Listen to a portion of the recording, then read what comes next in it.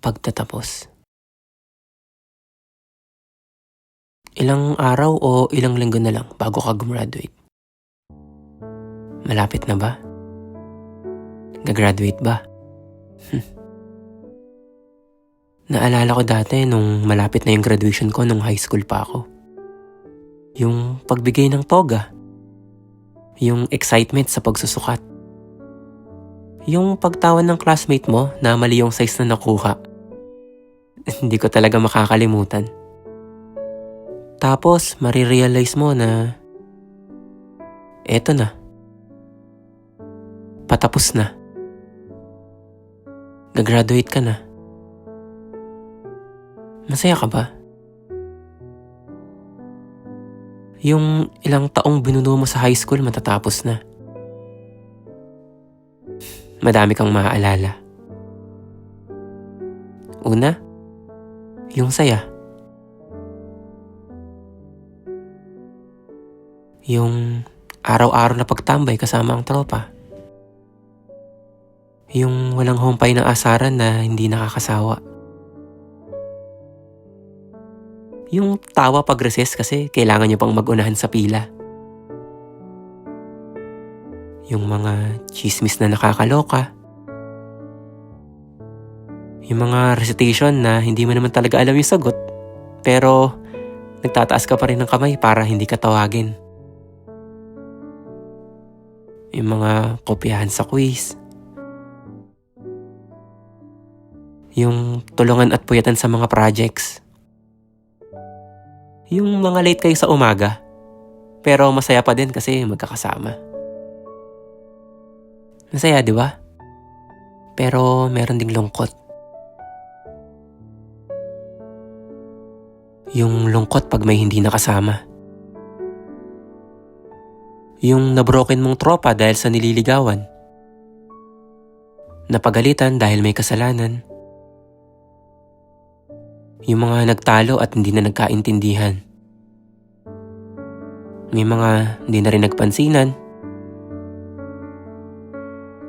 At yung mga hindi na iwasang nagkasakitan. Siyempre, andyan din yung mga taong di mo makakalimutan. Si Kuyang Guard na palaging ID yung hanap. Si ating tendera na kabisado na yung gusto mo. Si Sir ng mahigpit. At si Ma'am na makulit.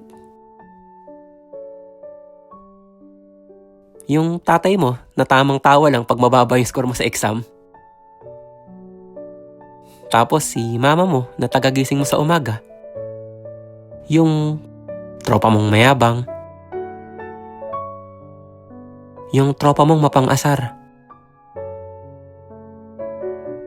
Yung kaibigan mong matalino. Si best friend na laging nandyan. At syempre si crush. Na hindi mo na alam kung makikita mo pa.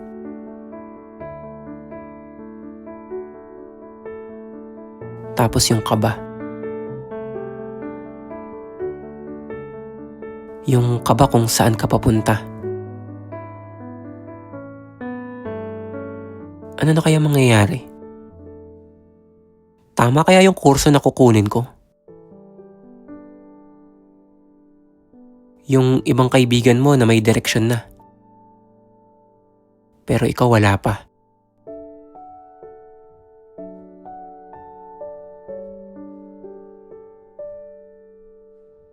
Yung pressure kung tama ba yung pipiliin mo. Kasi may times na hindi sila pabor sa gusto mo. Madami kang maririnig na dapat dito ka. Dapat doon ka. May pera dito. Walang pera dyan. Tama kami. Mali ka.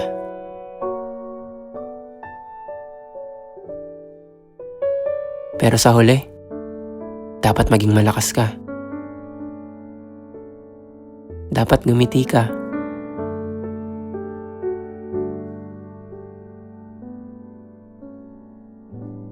Kasi ibang mundo na yung tatahakin mo eh. Magsisimula ka ulit mag-isa.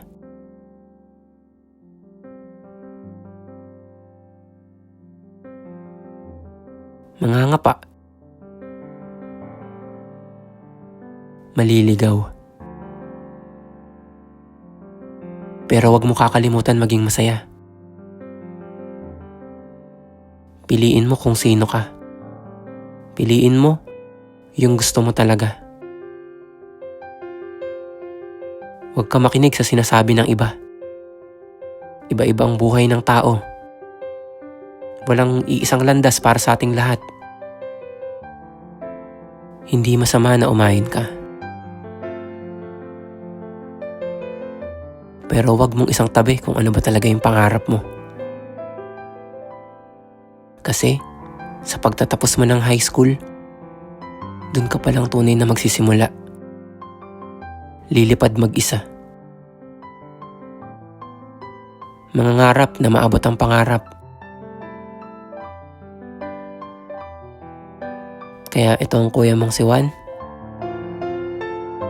na nagsasabi na i-cherish nyo yung mga huling araw nyo sa high school.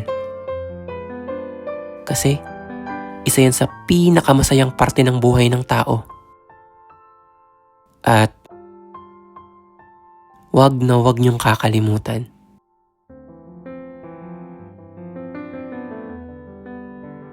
na magpasalamat